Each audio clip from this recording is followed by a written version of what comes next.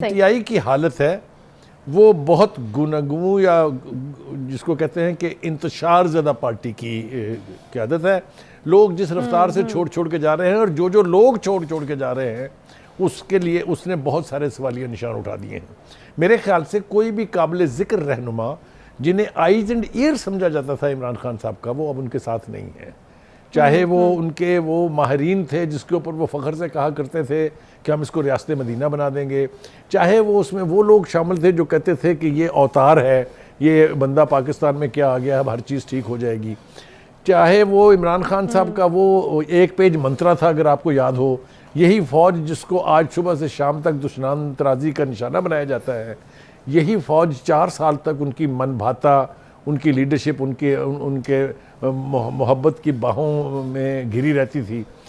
लेकिन आज जो कुछ हमारे सामने है वो ये है कि पार्टी छोड़ने वाले लोग अब पार्टी के अंदर बाकी मानदा लोगों को भी पार्टी छोड़ने पे मजबूर कर रहे हैं।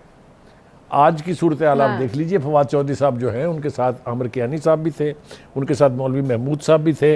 ये लोग जो हैं ये मनाने गए हैं शाह महमूद कुरैशी साहब को, जेल में मुलाकात हुई है उनकी कि आप भी पार्टी छोड़ दें और हमारे साथ आ जाएं।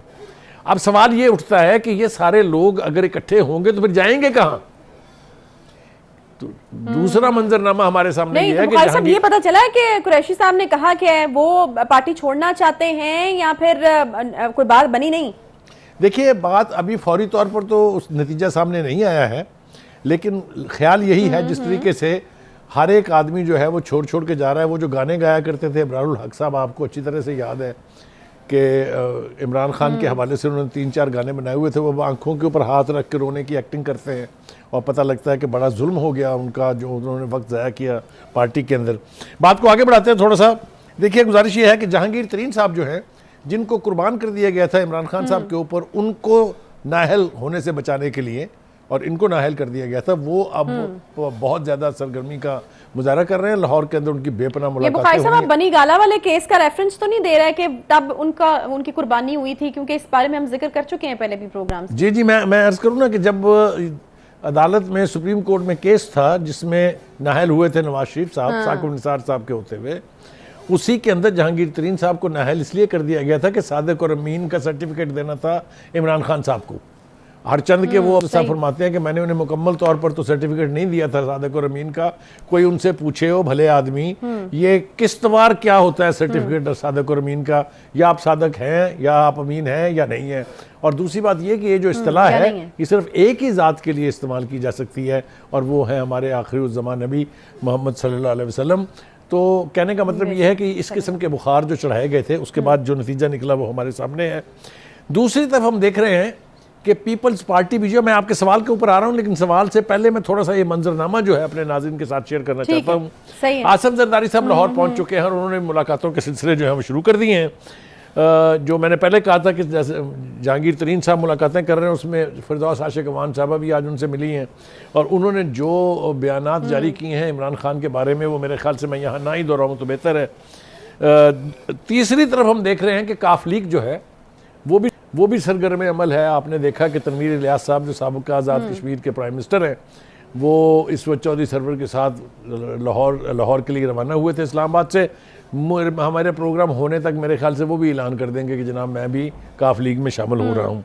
अब सूरत हाल ये है कि मैंने जो कहा था उसकी तरफ फिर पलटते हैं वापस के, जो लोग पीटीआई को छोड़ चुके हैं इनका अंजाम क्या होगा। इनकी पहली पनाहगाह तो यकीनी तौर पर जहांगीर तरीन होंगे, जो पार्टी में पहले भी रहे हैं। इनमें से बहुत सारे लोग ऐसे हैं जो जहांगीर तरीन साहब की वसातत से, उनकी कोशिशों से ही शामिल हुए थे पीटीआई में।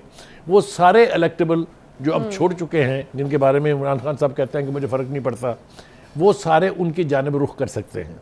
लेकिन बात यहाँ ख़त्म नहीं होती है।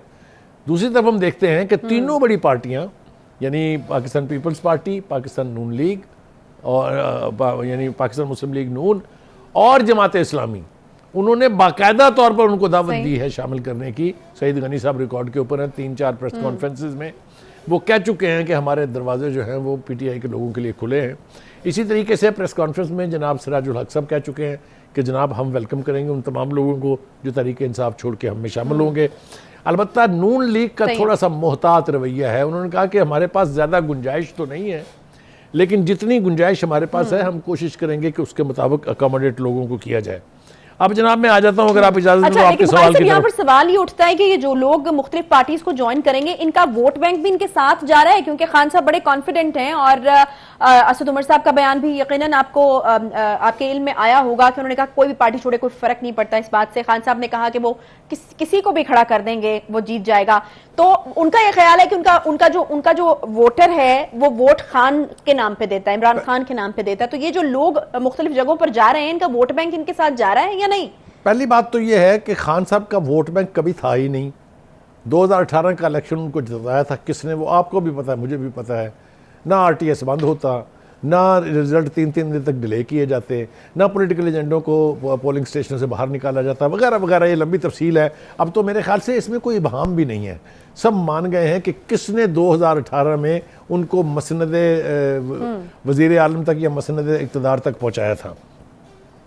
हैविंग सेड दैट, देखिए इलेक्टेबल्स जो है ना वो उनके ओरिजिनल लोग नहीं थे, वो दूसरी पार्टियों को छोड़ के आए थे, अब उसी तरह से उड़ारी मार के वापस जा रहे हैं।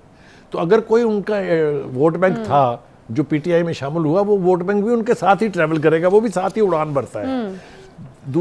एक और बात कि खान साहब को ये बात याद रखनी चाहिए कि जिस तरीके से उनकी पार्टी तश्कील पाई थी, उसी रफ्तार बल्कि उससे ज़्यादा रफ्तार के साथ वो पार्टी जो है वो अब तितर बितर हो रही है। खान साहब जितने मर्जी कॉन्फिडेंस के बयान देने की कोशिश करें, उनके हर बयान में उनकी वीकनेस जो है वो साबित होती जा रही है। मुज़ाकरात के हवाले से एक बार फिर से जो है वो खान साहब ने बात की। आपको क्या लगता है कितनी देर तक ये सिलसिला चलता रहेगा? खान साहब जो है मुज़ाकरात की बात करेंगे, आगे से उनको जो है वो कोई लिफ्ट नहीं कराई जा रही, लेकिन वही वाली बात जो हम पहले करते होते थे कि जितना बड़ा भी मसला होता है उसका हल निकलता तो बहरहाल बातचीत से ही है। आपको लगता है कि ये अभी इसको मजीद टाइम दिया जाएगा, लेकिन जो है वो बातचीत हो सकती है, बैठकर इस मसले का हल निकल सकता है, या आपको लगता है कि बड़े जो फैसले लेने थे वो लिए जा चुके हैं, अब बातचीत की गुंजाइश मौजूद नहीं है? आशा ये बताइए कि ये उनका बयान सुबह नाश्ते पर था, लंच पर था या शाम के डिनर पर था?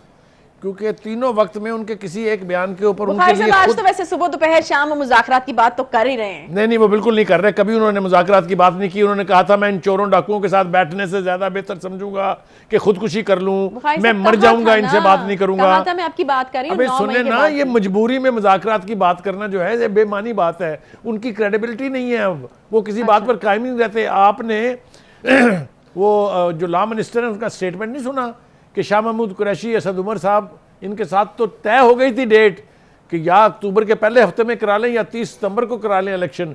वो तो अप्रूवल लेने गए थे कि इन दोनों में से कौन सी डेट चाहिए उनको। खान साहब फिर दुम पे खड़े हो गए। तो मतलब कहने गए इनके साथ मुज़ाकरात कौन करेगा? आप देखें प्राइम मिनिस्टर ने कहा इनके साथ मुज़ाकरात नहीं हो सकते, मौलाना फजल रहमान ने कहा इनके साथ मुज़ाकरात नहीं हो सकते।